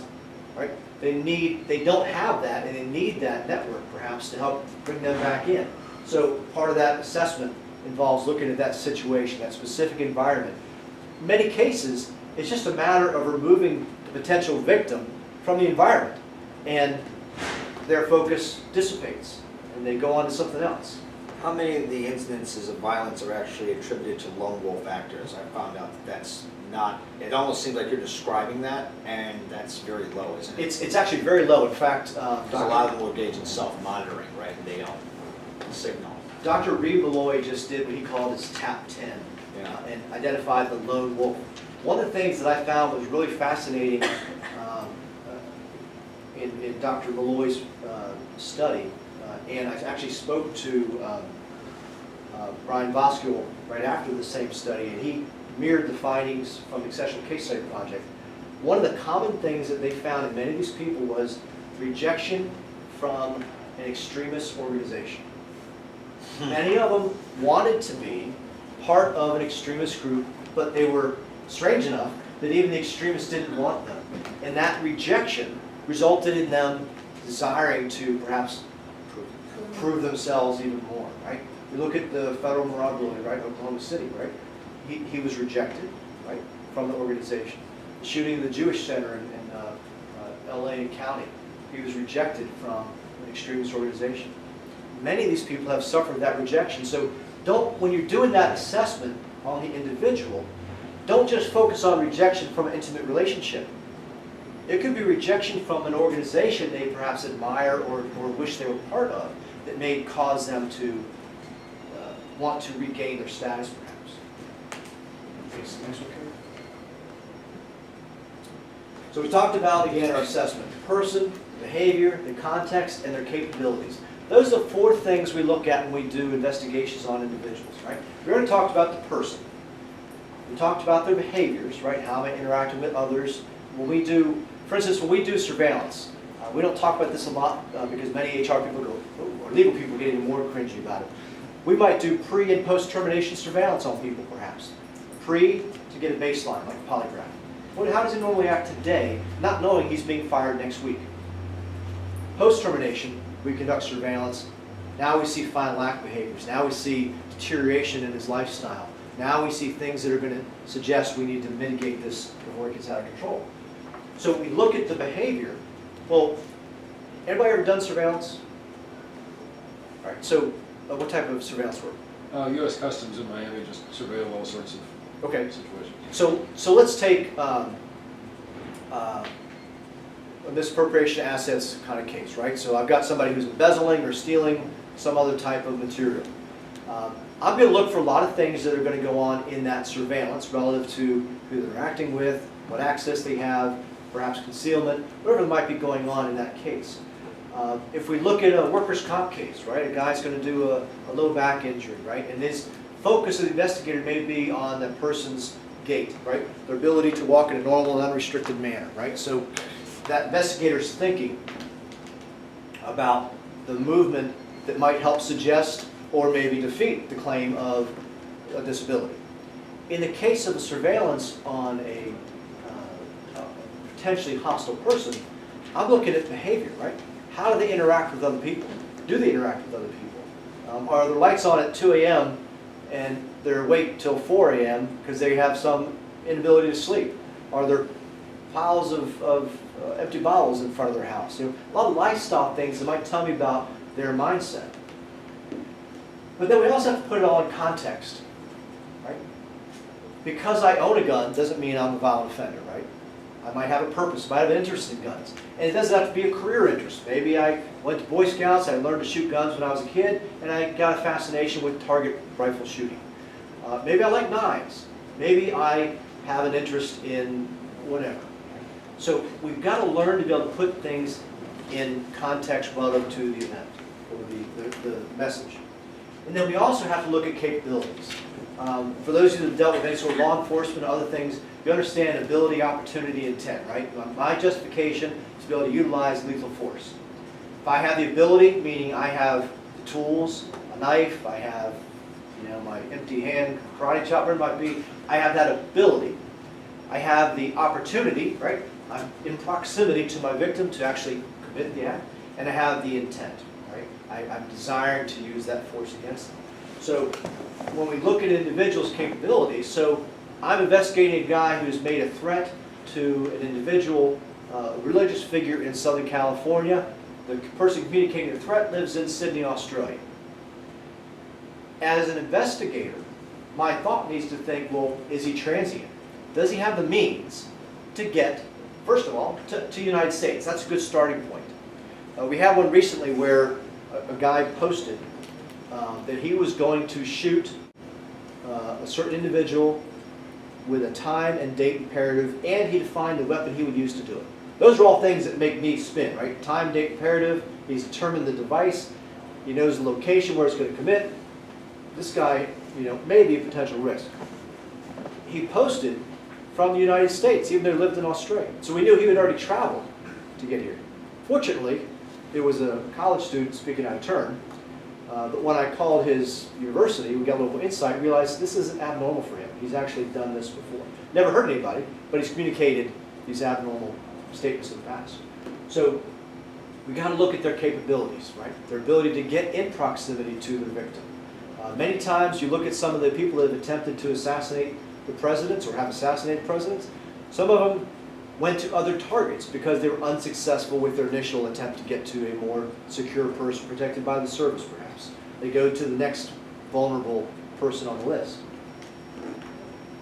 In doing this assessment, we look at what we call inhibitors and stabilizers. I have a question. Yes? Going back to the Farley case that you had over there, and if they would have done an assessment prior to firing him, because one of the statements he said in his interview was that once he was fired, he didn't have any No more control over it. control or anything like that. So if an assessment was done and I guess the job was important, what is the approach then? Well, that's- Keep him at the workplace? No. What? You don't keep in the workplace, but you create a management strategy. And we'll talk about different things here shortly about different management strategies, but it could be through a compensation package, placement in other jobs, monitoring, surveillance, whatever it might be. There are a lot of strategies to help monitor that person and determine, sometimes even tether them based on certain things like benefits. We'll talk about some of that here in a minute. That's a good question. That's a good question. So inhibitors and stabilizers. There are things that keep me from acting out, right? Wife, girlfriend, job, dog, whatever those things are. As investigators, we would look for those inhibitors. Does he have a sister, a daughter? Are there things that keep him intact? Do they go to church? Do they have community connections? We look for these things that we consider to be stabilizers. Things that would inhibit them from committing an act of violence. But then we also look at the risk factors, right? Substance abuse is, of course, one of those items listed as significantly reoccurring in incidents of violence. Whether it's drugs or alcohol, it's been affiliated with that use of force. Other risk factors we've talked about already, right? Fascination, obsession with weapons, other history of violent behavior, criminal conduct perhaps, but previous history of violent behavior certainly would be something to look at. Social isolation, right? All these things are what we call risk factors and process variables. And then there may be triggers. Many times what happens in a termination scenario, let's say, is I may fire the person today, but not contemplate the fact that there are future triggering events that might remind them about what I just did to them, right? Because remember, it's very likely they possess maybe some narcissism, right? It's all about me, and everything that collapses in my world from this point forward is my past employer's fault, perhaps, right? They can't disengage from that. And that's part of our strategy is help to minimize that thought process. So if they are looking at these triggers It might be a future court date, anniversary of something that maybe occurred in their life when their mom died, or some other triggering dates. I talked about International Truck and Engine, right? 2 years before he was terminated, perhaps a trigger date might have been the sentencing date. Maybe that should have been a watch date, a couple days before that triggering event. Let's check on his welfare. Do we know any friends that can tell us how he's doing? Do we know the 7-Eleven shop owner down the road where he goes all the time? We can find out if he's doing fine.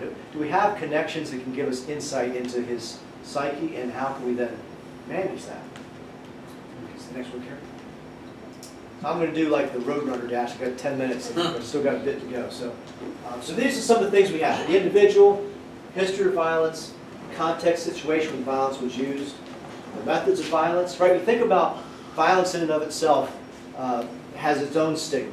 But if we went to subcategories, the use of a gun versus use of a knife are two different things, right? If I'm willing to stab you and get blood on my hands, that communicates a little more perhaps about my desire to kill you. Whereas a gun, I can do that across the room, right? And I don't have to get dirty. Right? There's some level of insight we might get into how they've used violence before. Weapons used, threat to proceed the violence. Right? Many times in domestic violence, you see that they've expressed a threat to violence and carried out the threat of violence. And that many times is tied to that intimate relationship. And we didn't talk a whole lot about it, but it is one of the things to keep in mind. Intimacy does have a significant impact on the risk of future violence. And again, intimacy doesn't necessarily mean sexual intimacy. It could be family members, it could be roommates, whomever. Obviously, sexual intimacy puts a greater burden to it, but it does have an impact on potential for violence. Criminal history, mental health factors, and substance abuse. Again, many times people media particularly tries to assess and say, well, he had a couple screws loose, right? A couple cars shy of a full deck, whatever, however they want to say it. It doesn't necessarily mean that every person that's committed an act of violence had a mental disorder. Maybe they had some depression, maybe they had some issues, but maybe not diagnosed disorders that they were dealing with. They might have been normal people up to a tragic event, and they just couldn't identify or manage with that event. We then, of course, look at the situation and social factors, their social support network, workplace issues, life stressors, and resources. All of these things we look at individually to determine, are they able to help support this person, or are they deteriorating and might cause further unwanted events. We see this now in terrorism, right? We talk about this now with ISIS. Right? The platforms they're using to help collect and recruit other people without normal interest in committing acts of violence. They're using a social platform to create a bond, to create a network where people feel welcomed, not rejected. And these people are looking for something to connect with, and in this case, extremism, jihadism, whatever you want to call it, may be the thing they found. Right? So again, apply these principles in a variety of contexts. So I'm going to breeze through this real quick. This is just a sample stalking case. Former employee, she was a temp, became an employee, developed this perception that she was intimately involved with the CEO. Now there's about 30 levels of rank between her and the CEO, but somehow they've had this intimate affair that developed after 2 months of her working there. She also begins to believe that people are out to get her. So eventually she's terminated. A couple months, this is too much work, you're not a 20-year tenured employee, you're out the door. So they cut her loose. Next one. So she sends a couple different letters, and here's a sample of one here. And make sure before they kill me, I want you to tell them you don't love me, period. It would be good to know that I died for nothing. I've been waiting for it, and you so far never said it. I can't remain confused about why your crazy people are after me this much. I want you to tell me the truth. I deserve to know. What is so hard, mister, in saying, I don't love you? Why can't you say it? I know the obvious answer is because you love me. Of course you do. Everybody knows that. The reason why years later people are still fighting me and trying to kill me. But why am I not feeling that love? I'm losing my hair over it. right? This is a corporation that has offices in 36 countries and 5 generations of ownership. This isn't like, Taco Bell, well, Taco Bell's big. This isn't like a small little place down the street. This is a big corporation, but because of their culture, they had openness, so she had the employee home address directory. So these letters are going out to all the senior people in the company and all the family members, all 50-some people in the owner's family that founded the company. So she ends up getting picked up for communicating threats. 72-hour hold, 30-day hold, and a 6-month evaluation. She went through each. The 72-hour hold was over Thanksgiving. They thought, okay, she's somewhat okay, let's let her go. 60 days later, she reoffends. They locate her, pick her up. This time, she has a 30-day hold. She decides not to eat or drink because she thinks that that's going to prove something, and it does because the facility decides, well, she's going to hurt herself, let her loose. Okay? So they cut her loose.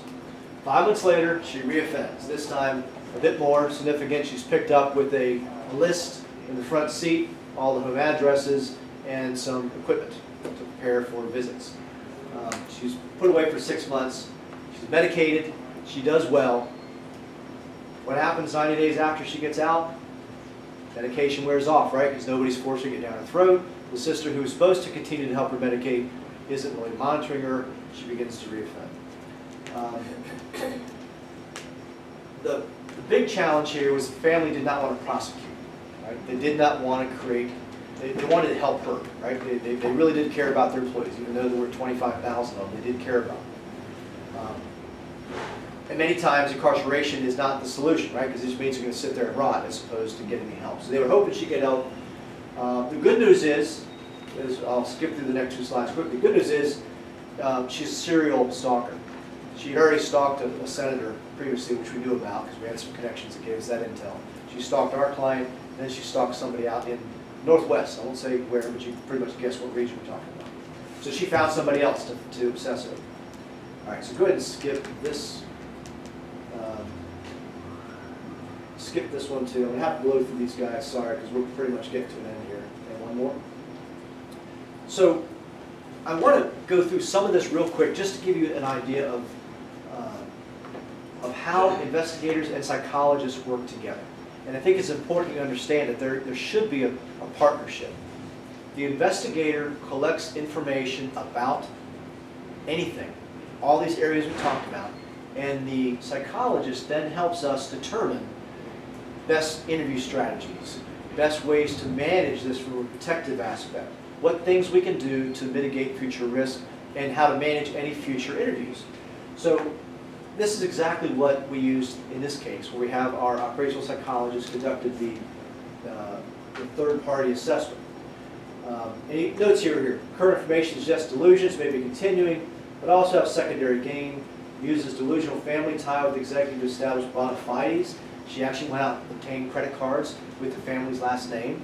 She had phones where she had Verizon accounts under the family's last name because she created false identity using their name. Business card from one nonprofit foundation had her name and contact info written on the card. Could be fantasy or fraudulent misrepresentation.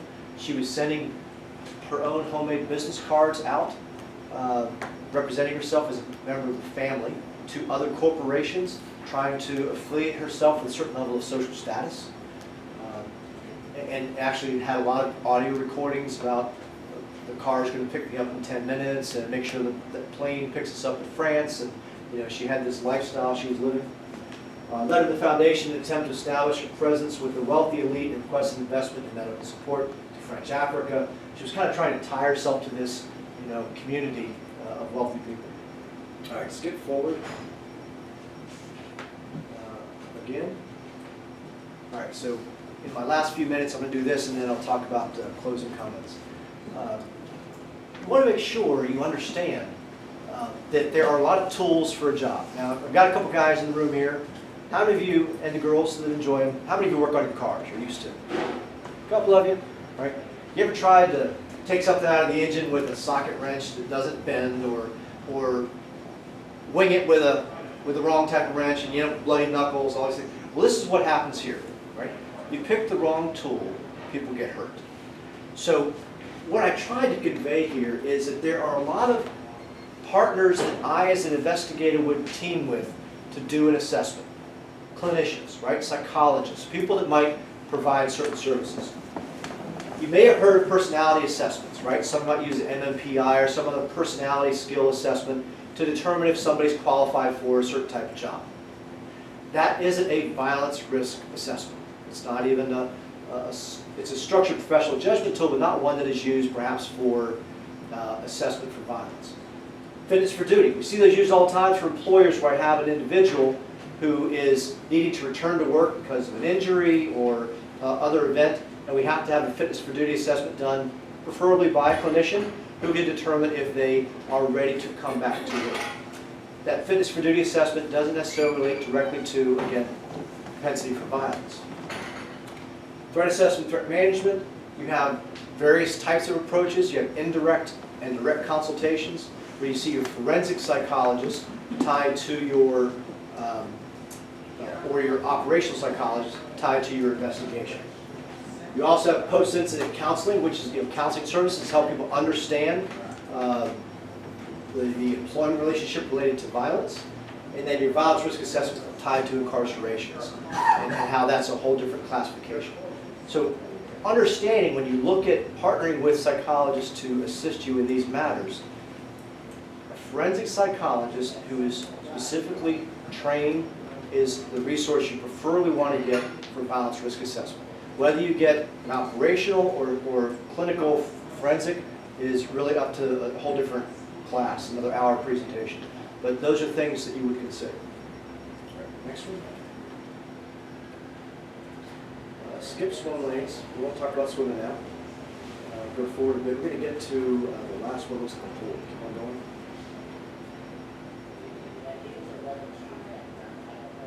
Okay, next one. All right, sorry guys. We had a bunch we had to skip, but you're right at 6. So this basically just wanted to make sure we understood that the assessment process is continuous and ongoing. And within the assessment process, you have management strategies that you might design. Those could be legal controls like protective orders, incarceration, 72-hour holds. It might be physical controls such as protective measures made for the victim, protective measures done for the corporation, maybe even surveillance and monitoring of the subject. You might have psychological controls, social controls, where you're perhaps interacting with their community to influence a thought or a future behavior. If you look at the Bunker Boy case in Louisiana, where the FBI had a gentleman who had a child locked up in the bunker, was holding him hostage, they used his daughter from that he hadn't had contact with since she was 6, to exert social control on him to get him to actually release the boy. Didn't necessarily happen that way, but that was the intent. Organizational control, perhaps through the corporation. You might find ways to manage control of this person through sending them benefits, compensation plans, helping them get placed, etc.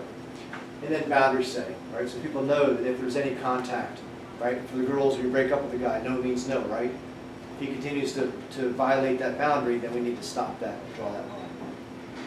All right, so Carrie, if you skip to the very end, I believe.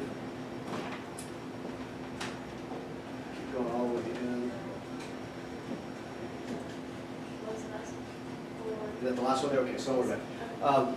I've got cards at the front. If you have any questions, if you have an interest, look up ATAP. There is a DC chapter. Lieutenant Zimmerman from Capitol PD is the president for the local chapter. A lot of good information, a lot of good training on regular events and conferences. So I'll be after if you have any questions. Otherwise, thank you very much. Skip. Mr. Chairman,